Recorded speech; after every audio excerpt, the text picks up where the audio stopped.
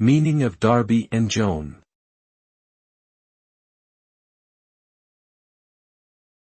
Darby and Joan.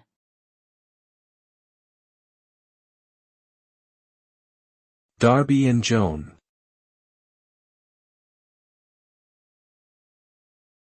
Darby and Joan.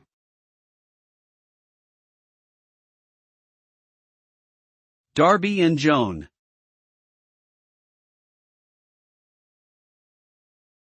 Darby and Joan is an English phrase used to describe an elderly married couple who have been together for a very long time and have a strong, enduring relationship. The phrase originates from a poem written by Henry Woodfall in the 18th century. Darby and Joan are now often used as a symbol of a loving, stable partnership between two people who have grown old together.